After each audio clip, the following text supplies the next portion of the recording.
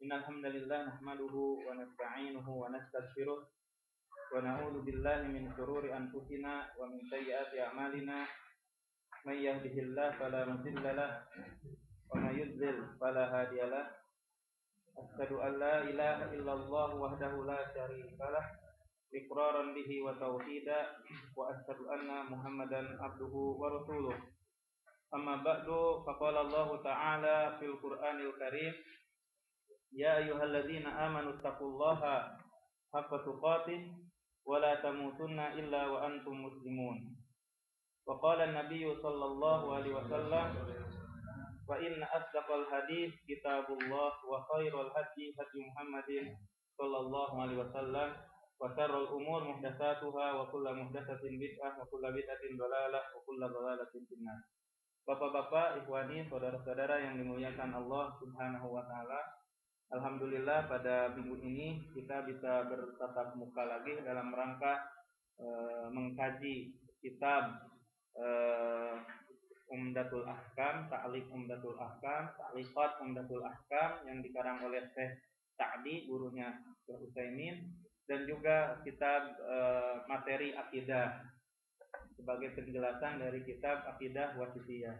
Sebelum kita masuk kepada dua materi itu, seperti biasanya kita diadakan membaca Al-Quran tahsin, dan insya Allah nanti setelah kajian ini, subhanallah, dengan kita berlingkar dalam rangka yatadarusun Al-Quran, akan turun rahmat Allah Subhanahu wa taala. Terus perlu antum pahami bahwasanya mencari ilmu ini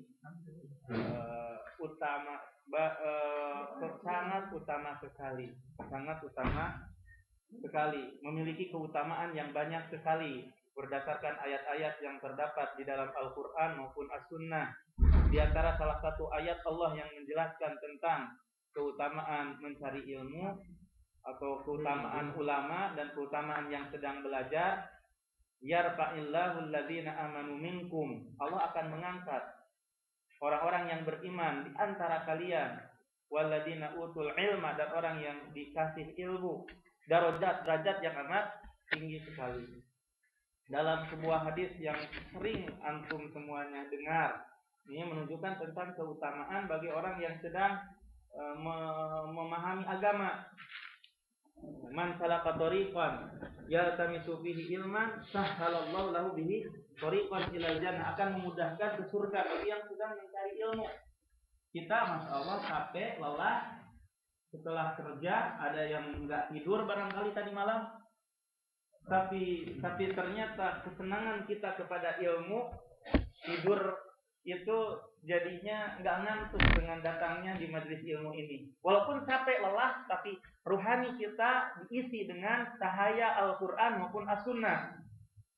Malah mungkin di antara antum menunggu-nunggu kapan ya hari Jumat. Kapan ya hari Jumat? Inilah cahaya Al-Quran dan As-Sunnah itu yang membuat kita itu senang. Kapanlah ingin segera lagi datang hari Jumat, atau rindu, ada kerinduan kepada warisan Nabi Sallallahu Alaihi Wasallam. Nah,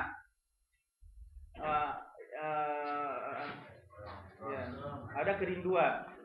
Jadi sekali lagi bahwasanya sekarang ini saya ingin memberikan hal yang berhubungan sebelum kita masuk kepada dua materi ini, tentang etika bagi seorang yang mengajar dan juga orang yang menuntut ilmu. Ada beberapa poin yang penting untuk sama-sama kita amalkan. Sebelum kita masuk ke dalam etika bagi yang menuntut ilmu, bagi murid, bagi yang belajar, kita akan jelaskan dulu tentang etika orang yang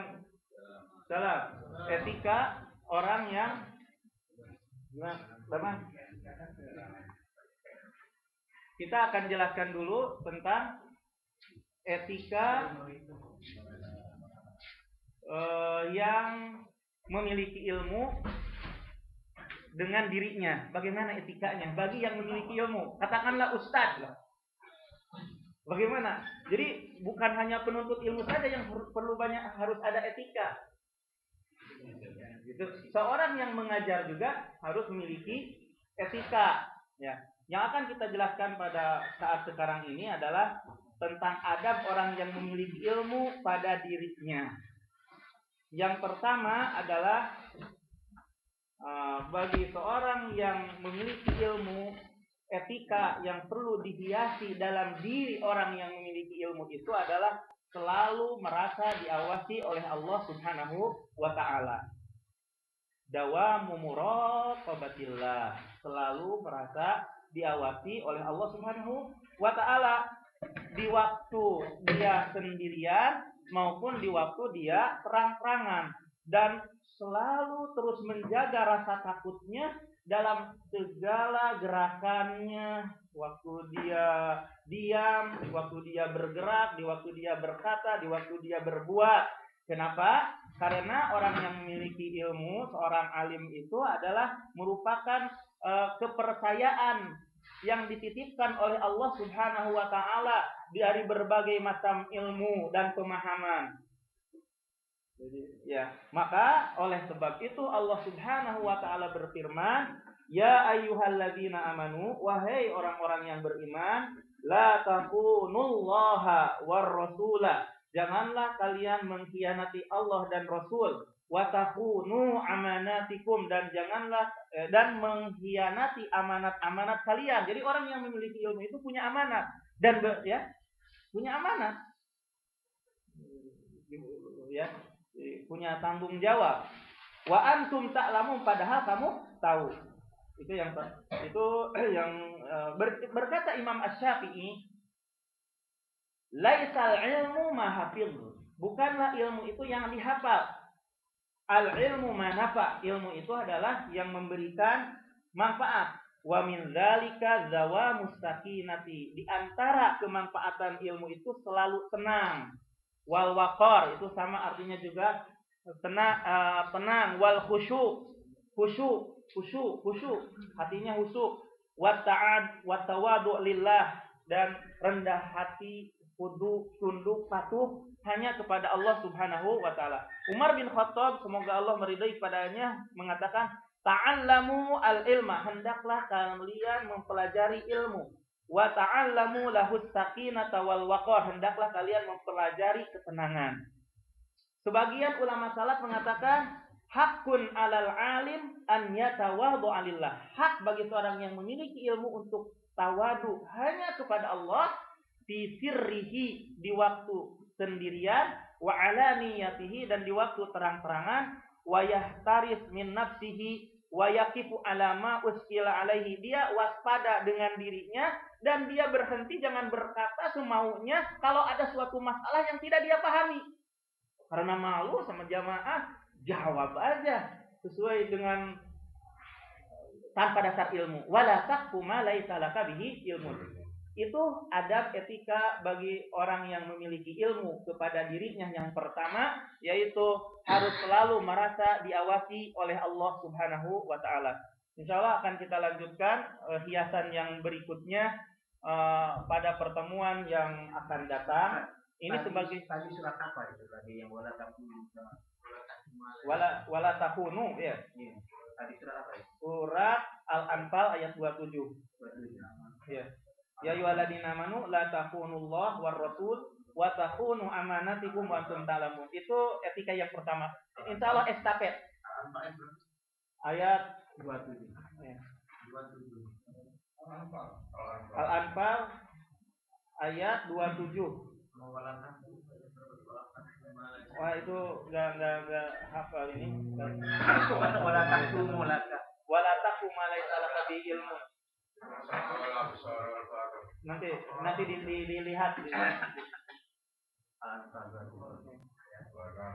Udah. Sekarang hadis Umdatul Ahkamnya, hadis nomor 40. Hadis nomor 40. Ya. Al-haditsus tsalits, hadis yang ketiga ya.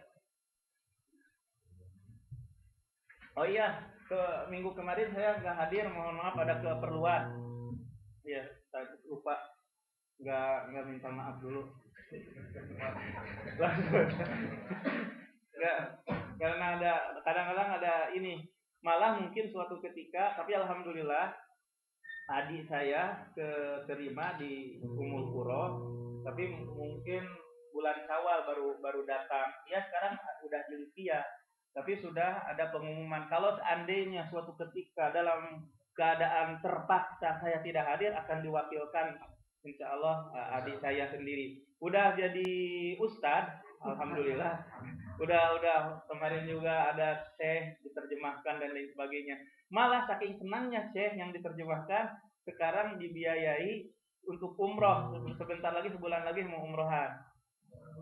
Karena ada yang senang sama ada. Ya, jadi alhamdulillah juga saya bersyukur ini sebagai tahadus bin nikmah juga diterima juga di Ummul Qura, tapi untuk belajar Syawal.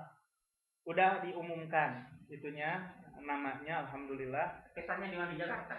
Waktu itu daftar, saya yang daftar. Pakai memo. Enggak memo. Saya aja, kakaknya yang daftar. Daftar di sini. Di sini. Enggak dites, cuma ngasih lamaran doang. Di Lipianya Mas tahu semester 4 kan? Bukan kesannya di sini apa di Libya? Ulang lagi kalau diulang lagi nanti. Oh, di sini masih di nanti ulang.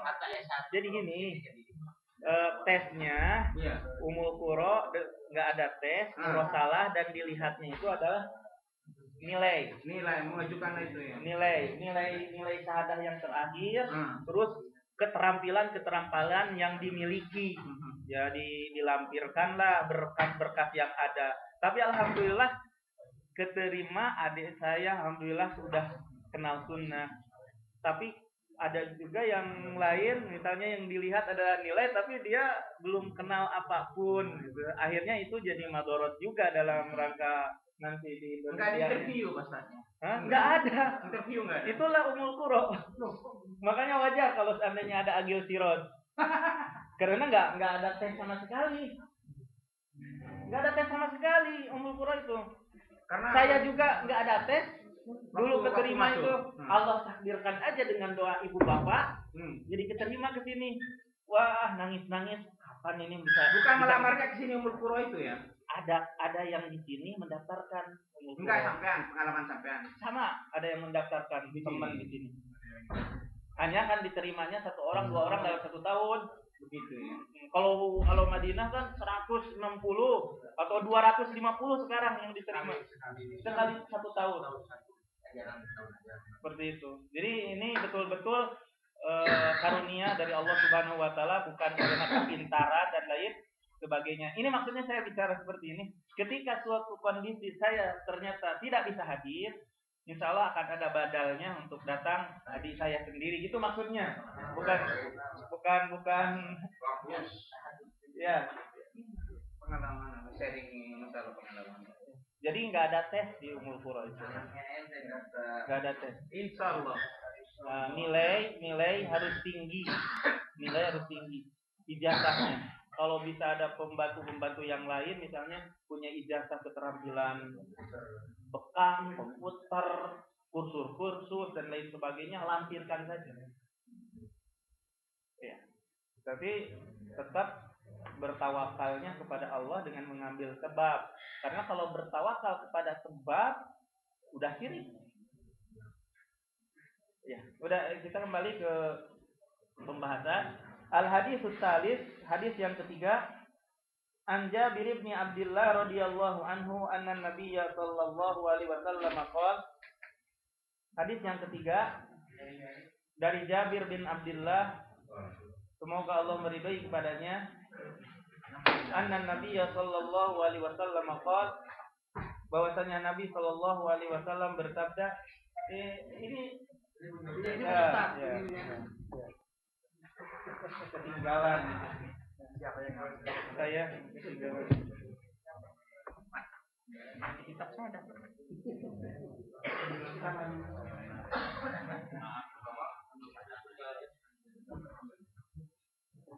Ya.